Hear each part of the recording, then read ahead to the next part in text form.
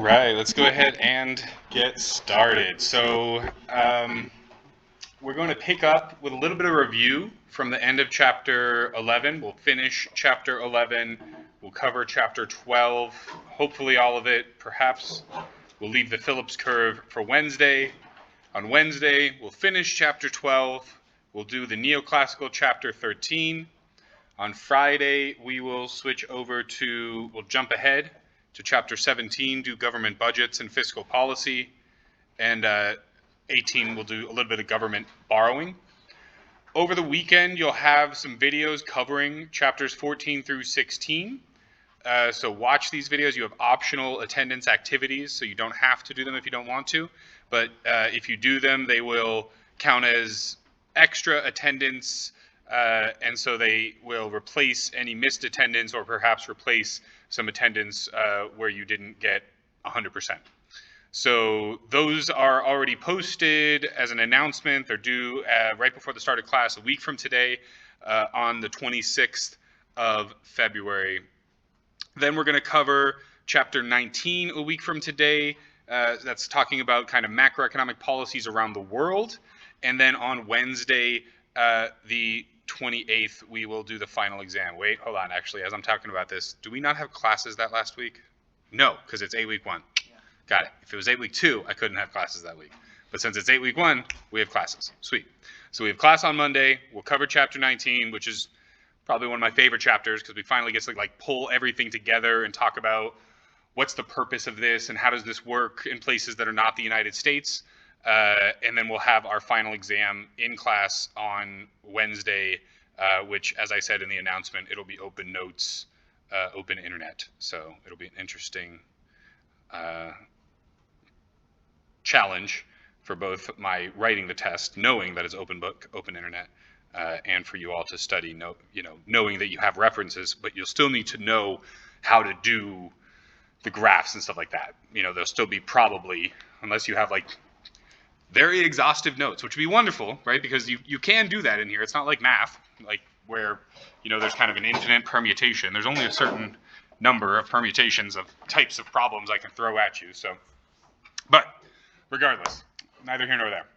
So that's our schedule going forward. I'll post an announcement with this on it towards the end of today, just so that for those people that aren't here in class today. Any questions on kind of the schedule going forward?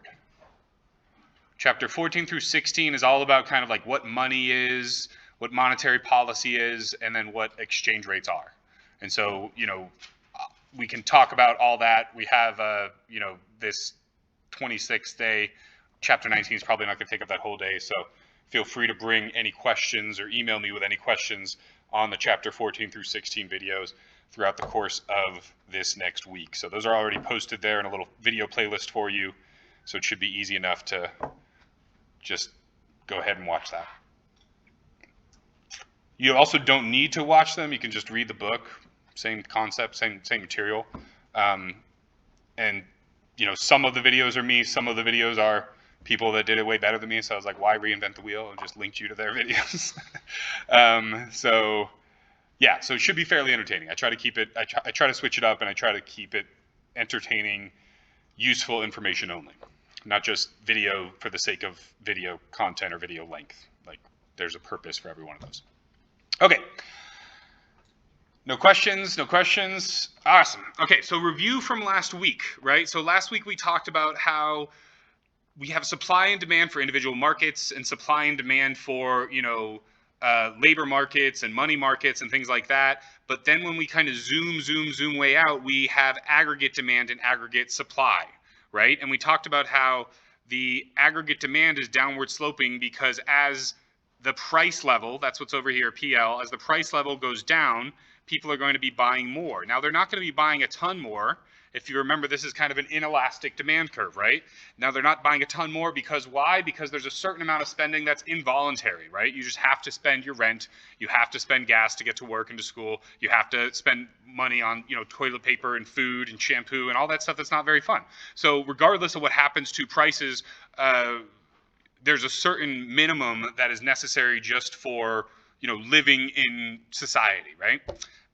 So that's going to always be steeped pretty, it's going to be a pretty steep slope.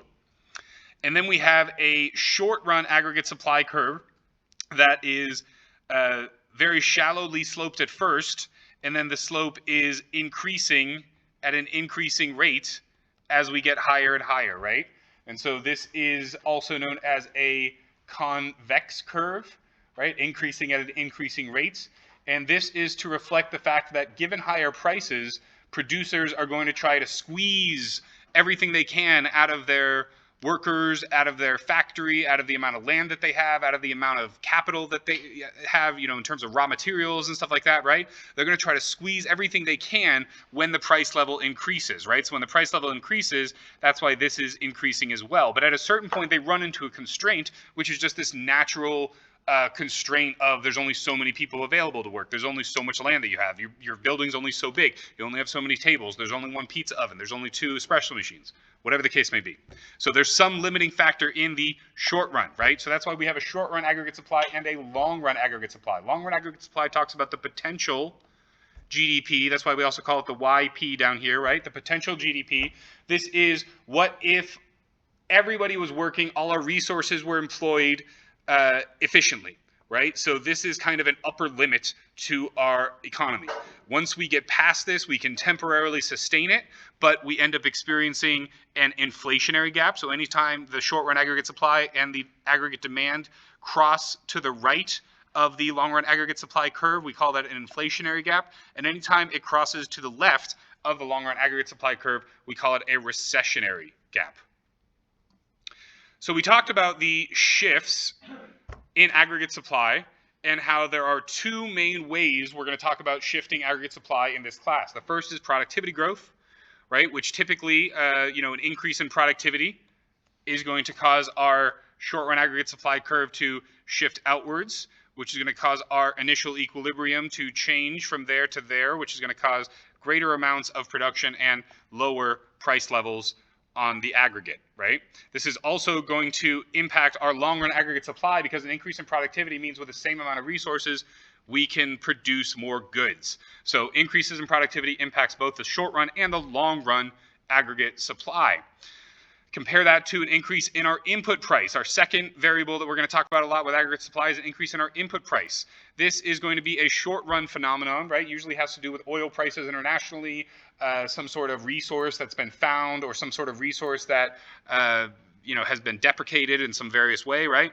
And so a increase in the input price, it could also be a massive shortage of labor, right? Causing there to be higher wages, just writ large. The wages are a giant input price, just like oil.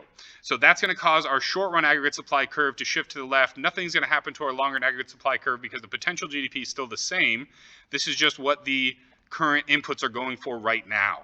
And so this is going to drive our price level up when we go from this initial equilibrium to this equilibrium, and that's going to cause my aggregate demand to decrease. So an increase in the input price is going to cause some inflation and cause a decrease in economic activity. An increase in productivity is going to cause some disinflation, so some lowering of inflation. There's still going to be positive inflation, right? But it's going to be lower than it was before, and it's going to cause some stimulation in our economic growth.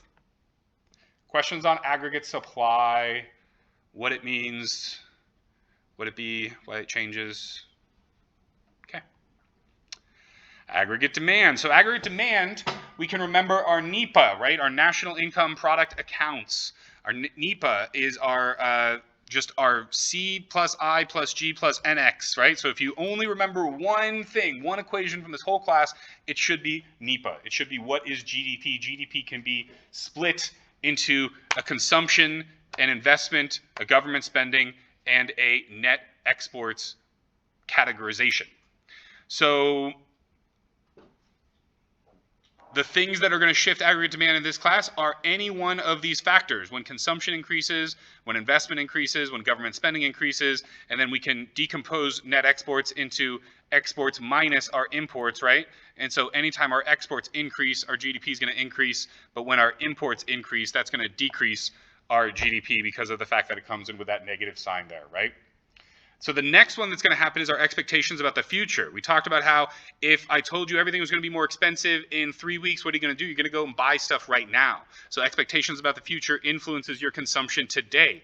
Same thing happens with investment, right? If I tell you that money is going to be much more expensive in 5 years, are you going to start your new business or your new capital expansion or your housing renovations or something like that right today rather than in 5 years? You're going to do it today. So if you think that investment conditions are going to change, you're going to perhaps invest today rather than wait for a few years down the line. So at the very end of class last week, we talked about how, let's say we had an increase in investor and consumer confidence, right? So if we had a double whammy, there was extra expectations about the future. Everybody thinks they're going to be wealthier in the future. That means they're going to consume more today. That means that businesses are going to invest more today. So that means that this aggregate demand is going to increase or shift to the right, which is exactly what we see here. We shift our aggregate demand to the right. We keep our short-run aggregate supply the same. We keep our long-run aggregate supply the same. We started off to the left of the long-run aggregate supply. So over here, we're in a recessionary gap, right? And then we ended up to the right of our long-run aggregate supply. Over here, we're in an inflationary gap. All because of expectations. Nothing actually happened in the market. It's just about what people think, right?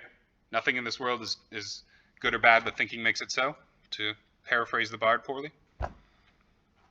Similar thing happens in the economy. Questions?